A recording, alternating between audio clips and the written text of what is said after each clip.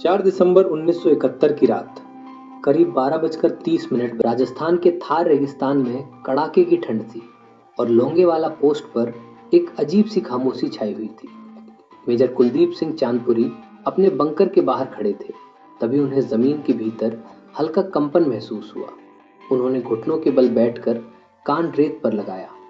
ये भूकंप नहीं था, ये भारी मशीनों की चाल थी। उन्होंने तुरंत दूरबीन उठाई और जीरो लाइन की तरफ देखा। रेत के गुबार को चीरते हुए पाकिस्तान की 22वीं कैवलरी अपने चीनी T-59 टैंकों के साथ उनकी तरफ बढ़ रही थी। मेजर ने रेडियो उठाया और हेडक्वार्टर को बताया कि दुश्मन फुल स्केल अटैक में है और तुरंत सपोर्ट चाहिए। जवाब आया कि एयर सपोर्ट मौजूद है, लेकिन रात में उड़ान संभव नहीं। सुबह तक टिकना होगा या पोस्ट छोड़नी होगी। मेजर चांदपुरी के पास सिर्फ 120 जवान थे, सामने लगभग 3000 दुश्मन। ये ऐसा पल था जहां लॉजिक पीछे हटने को कह रहा था, लेकिन ज़मीर रोक रहा था। उन्होंने अपने जवानों को इकट्ठा किया और साफ शब्दों में कहा कि वे चाहे तो अभी पीछे हट सकते हैं, ये ऑफिशियल ऑर्डर है, कोई भगोड़ा नहीं कहलाएगा। लेकिन फिर उन्होंने कहा, अगर आज हम पीछे हटे तो कल पाकिस्तानी टैंक जैसलमेर की सड़कों पर होंगे। उन्होंने अपनी पिस्तौल जूते में रखी और बोले कि अगर कभी उन्होंने पीछे हटने का आदेश दिया तो जवान उनकी तरफ गोली चला दे। कुछ सेकंड की खामोशी के बाद एक एक करके 120 जवानों ने अपनी राइफलों की सेफ्टी खोल दी, बिना नारा लगाए, बिना शोर किए। उस खामोशी ने ऐलान कर दिया था कि आज कोई पीछे नहीं हटेगा। मेजर जानते थे कि उनके पास माइंस नहीं है, न ही भारी हथियार, इसलिए उन्होंने दिमाग से लड़ाई लड़ने का फैसला किया। उन्होंने पोस्ट के चारों तरफ सिर्फ कटीले तार लगवा दिए, बस तार।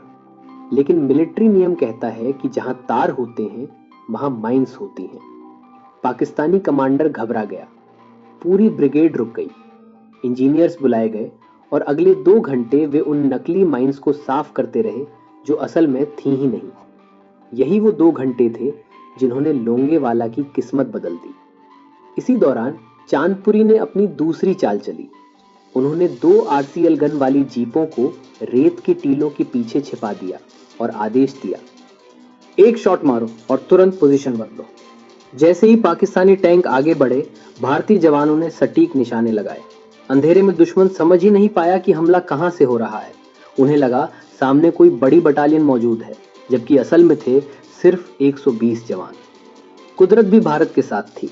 पाकिस्तानी टैंक यूरोप के मैदानों के लिए बने थे। थार की नरम रेत में वे धंसने लगे। जितना इंजन तेज करते उतना गहरे फंसते चले जाते। उनका शॉक एंड ऑ हमला धीरे धीरे ट्रैफिक जाम बन गया। सुबह होने में अब सिर्फ 3 घंटे बाकी थे। गोला बारूद कम हो रहा था, जवान थक चुके थे और दुश्मन की पैदल सेना आखिरी हमले की तैयारी में थी।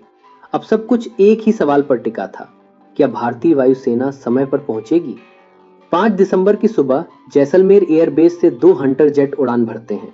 पायलटों के पास न रडार था, न आधुनिक नेविगेशन, सिर्फ अपनी आंखें। और जो उन्होंने देखा वो किसी टारगेट प्रैक्टिस से कम नहीं था। 40 से ज्यादा पाकिस्तानी टैंक रेत में फंसे हुए थे, सिटिंग डक्स। सुबह 7:30 बजे पहली स्ट्राइक हुई।